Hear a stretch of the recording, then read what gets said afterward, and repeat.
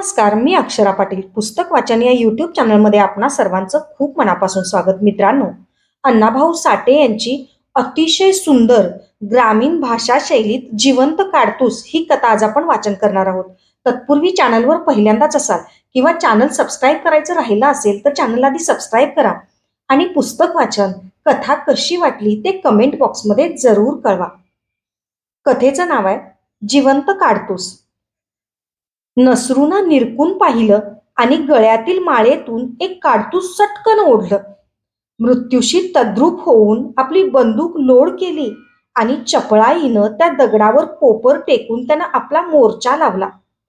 एकदा शेवटचा पहावा म्हणून मी गरकन वळून त्याला पाहिला, तोच त्याची बंदूक गरजली. कडाड. तो भयंकर आवाज सह्याद्रीच्या दरीत निनादत दूर गेला. जणू सहस्र बंदुका गरजत आहेत असा भास झाला. क्षणात सर्वत्र बंदुका कडाडू लागल्या. त्याबरोबर माझ्या डोक्यात जुन्या आठवणी जागृत झाल्या. 12 वर्ष मागं गेली. तो माळ, ती गुरं, तो आमचा अफाट खेळ, तो आनंद, ती गाणी, ते हसणे, ते माळावरचे आल्हाददायी वातावरण, तो सूर्योदय, ती किरणं आणि त्यावेळचा आमचा पुढारी नसरू, तो आणि त्याचा सापाचा खेळ.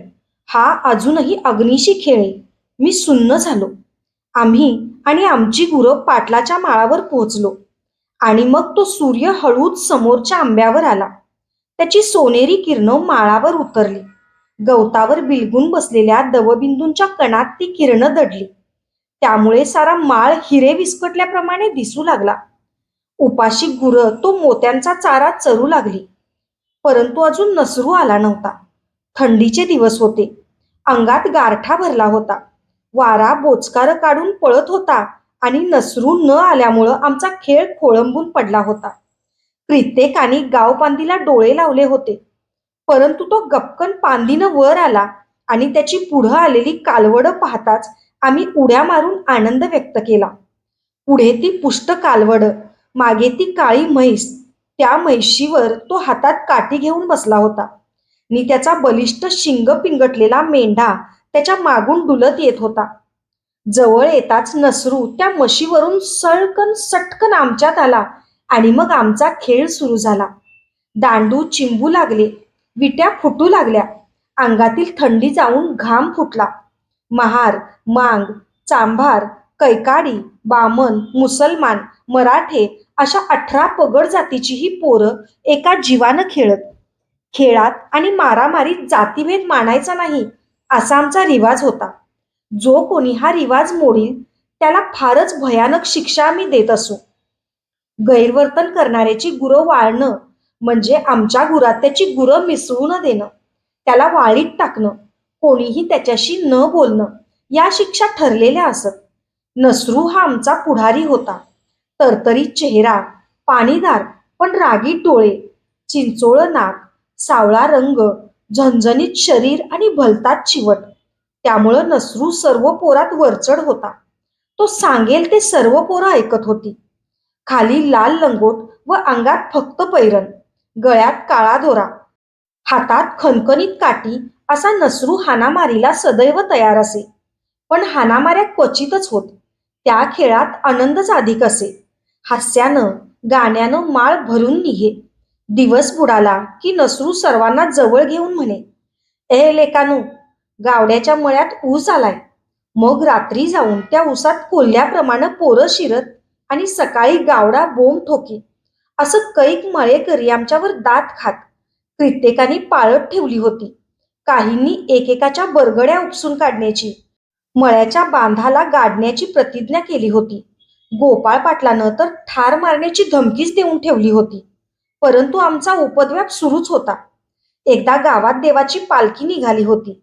नसरूचा बाप पल्लेदार दाढी सोडून उरावर जुना ताशा घेऊन वाजवीत होता आणि आमचा पुढारी नसरू गळ्यात ढोलकं अडकवून त्याला साथ देत होता. डिंग डिंग डिंग टक हा ताबुदी ठेका त्याने लावून धरला होता. त्यावर चांदभाई ताशा बडवीत होता. परंतु आम्ही आजूबाजूला असल्याने नसरू लाजला होता. त्याचं चित्त ढोलक्यावर नव्हतं. तो ताल चुकत होता आणि ताल चुकताच म्हातारा चांदभाई ताशावरचं टिपरून नसरूच्या पाठीत बेमालूमपणे हाणीत होता. तसा अंग चोरून कळ मारून नसरू पुन्हा तो ठेका धरत होता. त्याच्या पाठीत ताशाची छडी पडताच आमच्या हास्याचे भुसनाळे पेटत आणि त्याबरोबर नसरू वैतागून डोक्याला दणके मारी. असा प्रकार चावडीपर्यंत चालू होता. चावडीजवळ पालखी आली आणि नसरूनं दातोट खाऊन डोलावर दणका दिला. तसा फटकन डोल फुटला आणि थप थप आवाज निघू लागला. चांदबाई बिथरला. त्यानं नाक फेंदरलं आणि तो ओरडला, क्या र भडवीच्या, बाजा फोड्या करत तो. म्या कवा फोड्या, वच फुट्या. नसरू नाकाचा शेंडा उडवीत बाजूला सरकत उत्तरला. तसा चांदबाई खेकसला, बर तर, चल घरकू, मै बी आताय अभी, तेरी पाटच फोडताय देख. पोटावरचं ढोलकं पाठीवर टाकून नसरू निघाला. आम्हीही त्याची पाठ धरली. तो घराकडे जाण्याऐवजी त्या माळावर आला. ढोलकं बाजूला ठेवून त्यानं सुरपाटीचा खेळ सुरू केला. आज खेळता खेळता तो एकदम थांबला. गावाकडे तोंड करून म्हणाला, आज गावात पाराखाली साप गारुड्याचा खेळ होणार आहे.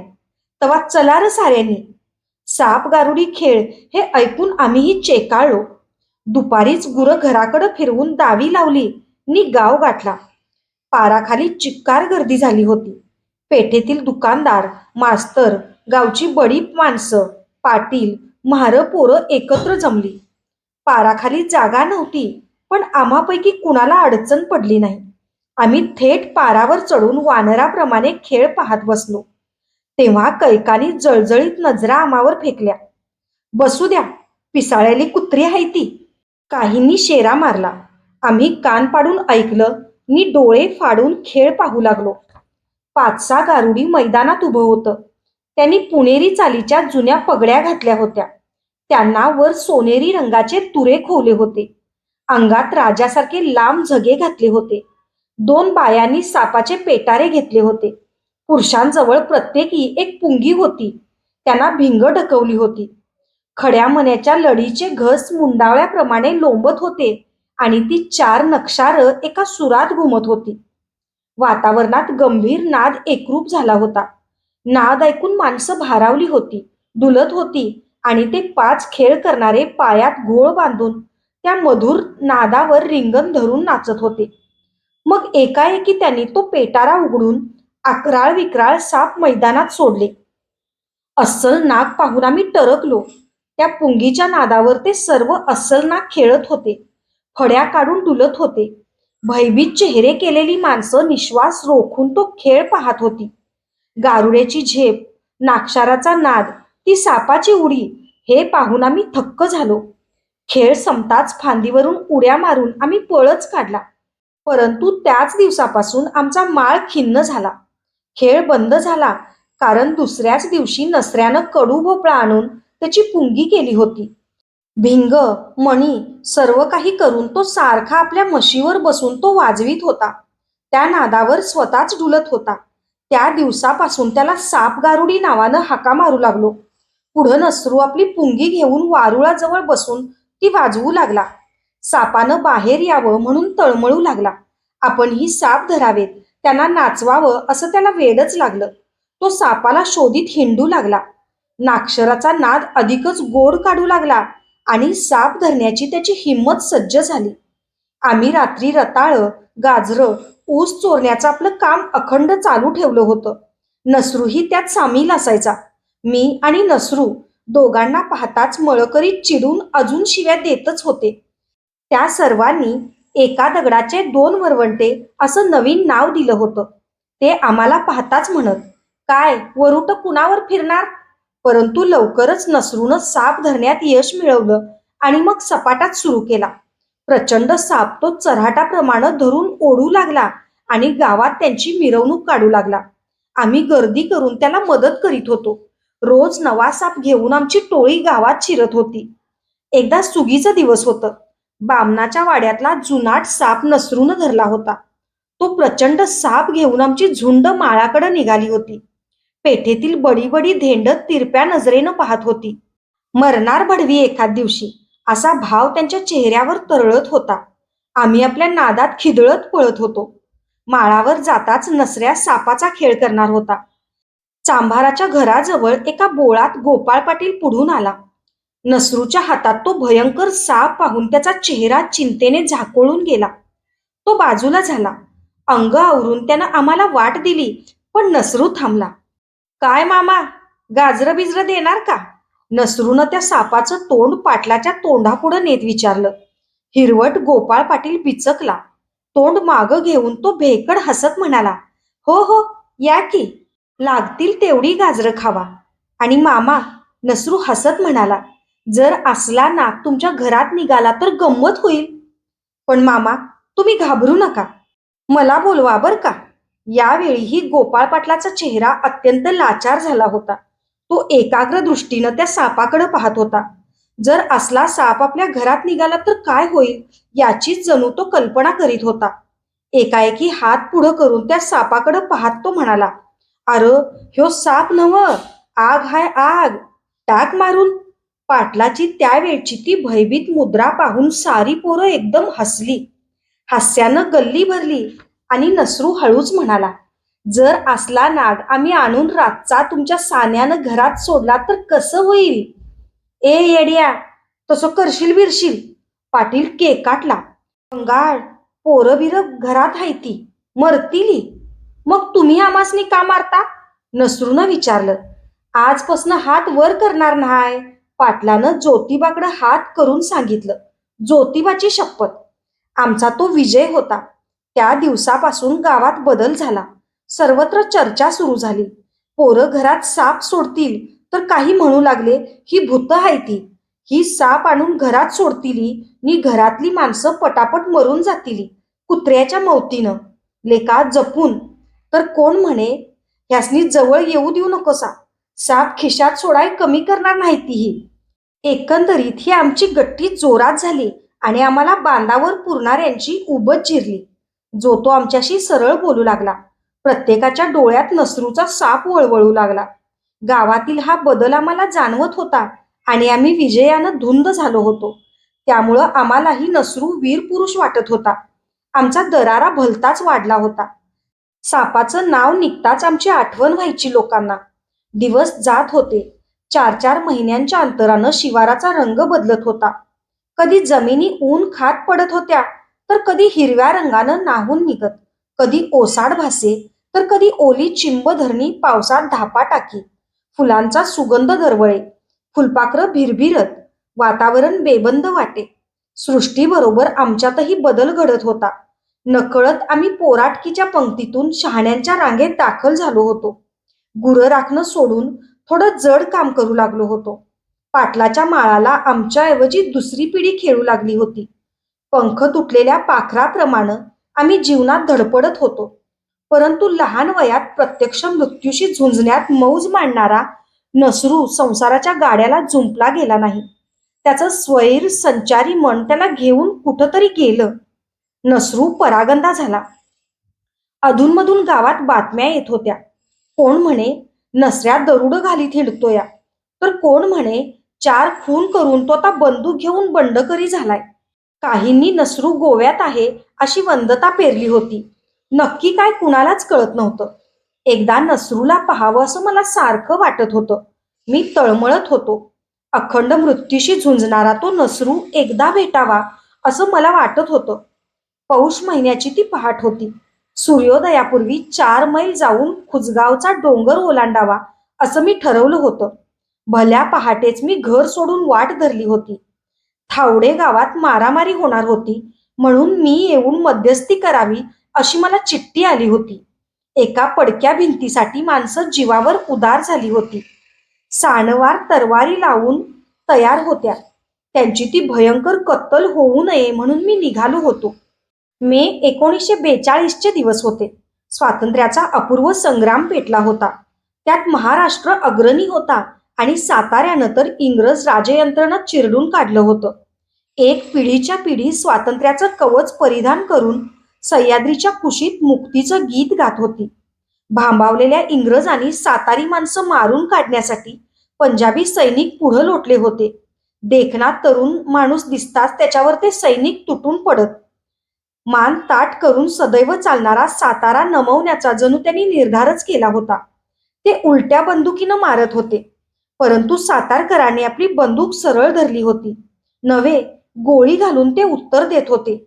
मला घर सोडून 2 तास झाले होते. अजून सूर्योदय होत नव्हता. गारठा मी म्हणत होता. वारा काळजात शिरत होता. माळावरील गवतावरच्या दवानं माझे पाय भिजून गारटले होते. हात काखेत धरून मी जलद चालत होतो. त्यामुळे शरीरात उष्णता उत्पन्न होत होती. मला त्या थंडीचं काहीच वाटत नव्हतं. मात्र मला समोरच्या त्या डोंगराची भीती वाटत होती. डोंगरात चोर आहेत अशी बातमी होती. मी डोंगराच्या माथ्यावरून किर्र झाडीतून 2 मैल चालायचं होतं. एखाद्याची गाठ पडली तर काय करायचं या विचारानं मी खचलो होतो. एकटा माणूस मूर्खासारखा विचार करतो आणि जवळ हत्यारं असणाऱ्याला कठीण समयी सामर्थ्य प्राप्त होतं याचा मी अनुभव घेत पळत होतो. मी माझ्या पाठीवर सूर्य उगवत होता. डोंगराच्या पायथ्यालाच वाकुर्डे गाव नुकताच उठला होता. मी गावात शिरून डोंगराची वाट धरली होती. पण मध्येच एक शेतकरी भेटला. तो आश्चर्यानं माझ्याकडे पाहत हळू आवाजात म्हणाला, "पाहुणं, कंच्या गावचं?" "वाटेगावचा. थावड्याला जातोय." "मग डोंगरातनं कसं व जाणार?" "का? काय भानगड आहे म्हणता?" मी विचारलं. "दांडगी भानगड आहे."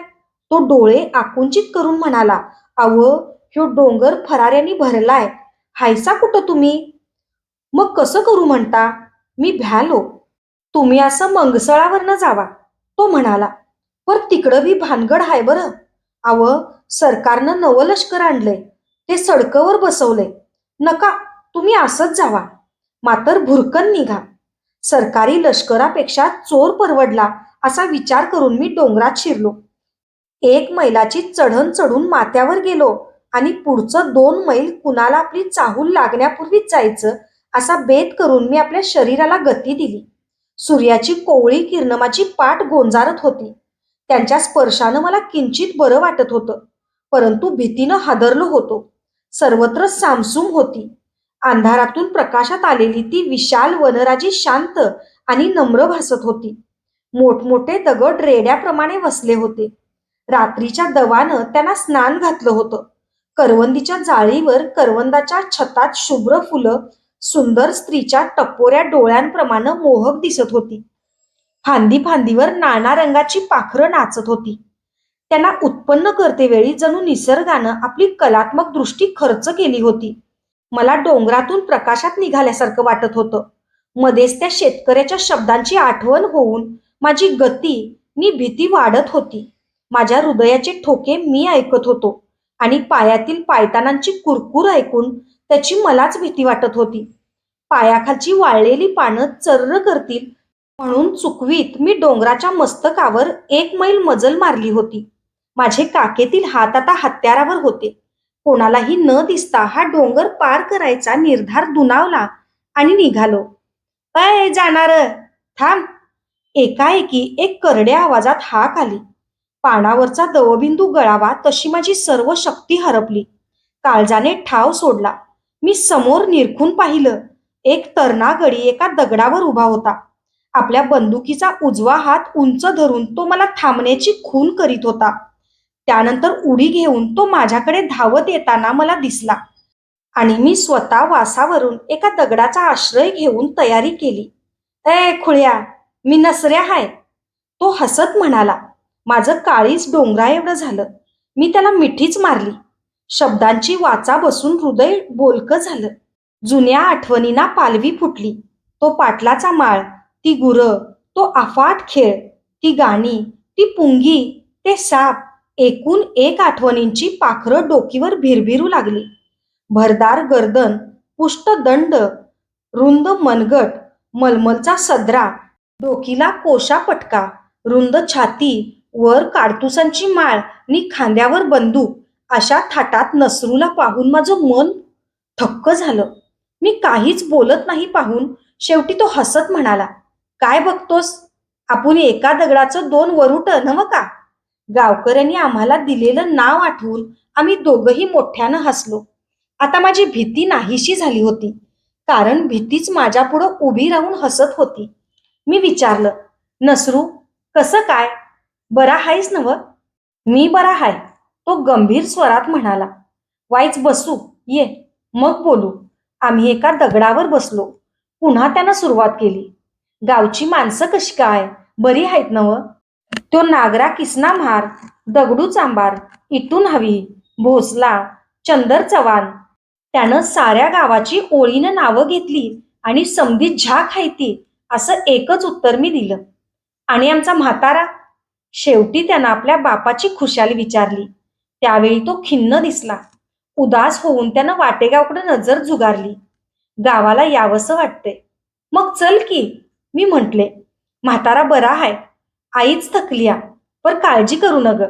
माझ्या म्हाताऱ्याची हाडकं लोखंडाची हायती, असं म्हणून तो पुन्हा हसला आणि म्हणाला, आता गेल्या गेल्या तू म्हाताऱ्याची गाठ घेऊन सांग. नसऱ्या खुशाल हाय म्हणावं. त्याचे ते शब्द चरफडत निघाले. तो गंभीर झाला. मी म्हणालो, नसरू, एकदा येऊन जा की मग. कसा येणार? तो चिडक्या आवाजात म्हणाला. सरकारचं लष्कर माझ्या पाळतीवर आहे.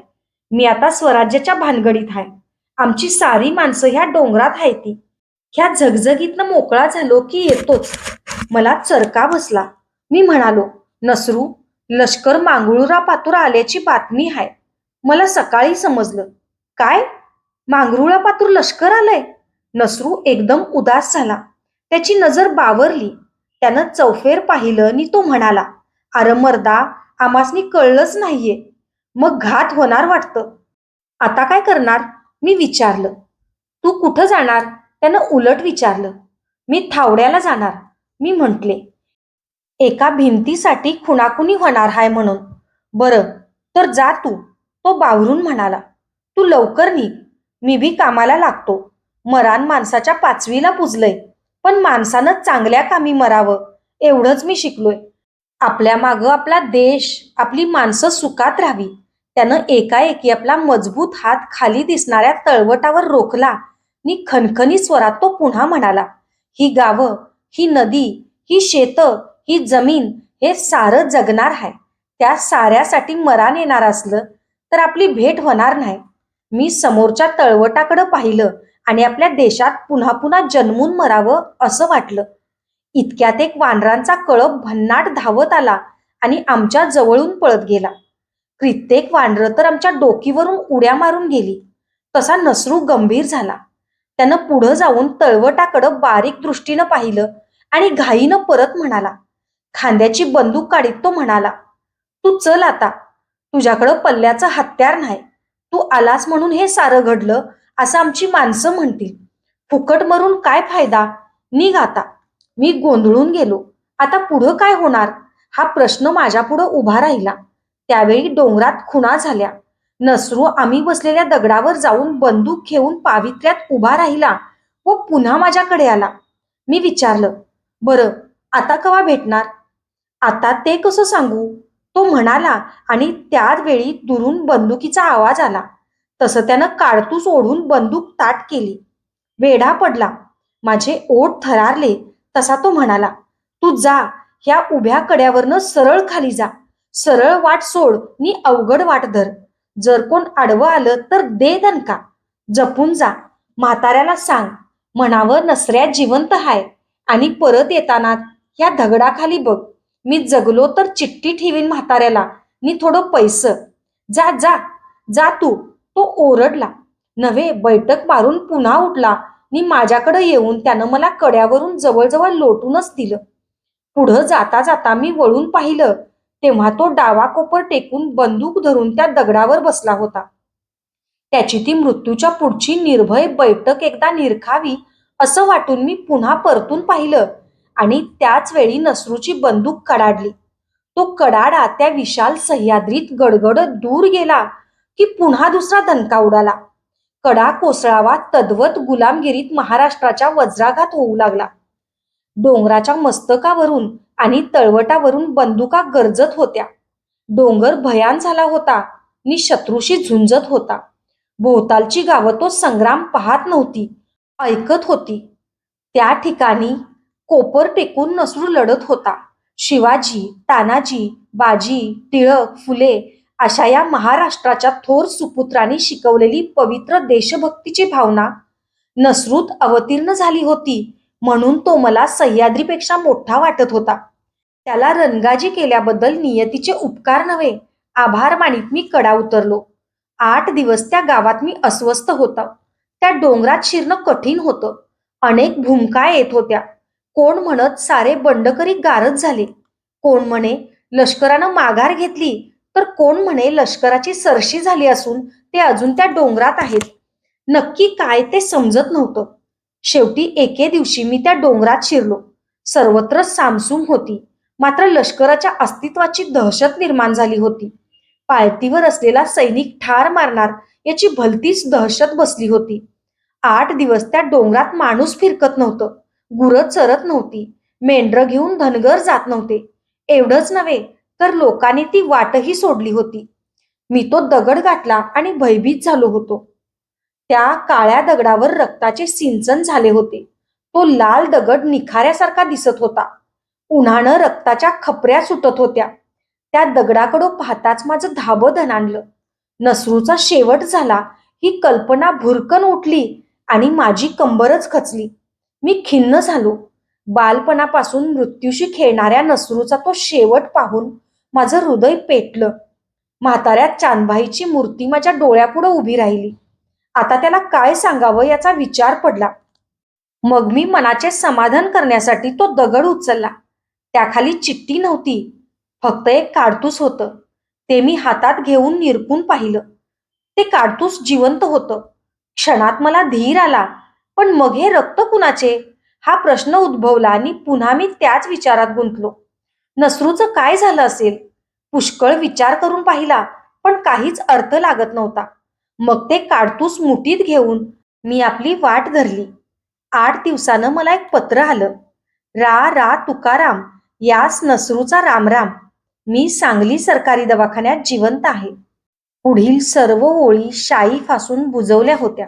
अशाच नवनवीन आणि विविध विषयांवरच्या कथा, कविता आणि पुस्तकांसाठी पुस्तक वाचन बाय अक्षरा पाटील हे चॅनल सबस्क्राईब करा आणि पुस्तक वाचन कसं वाटलं हे कमेंट बॉक्समध्ये जरूर जरूर कळवा. थँक्यू.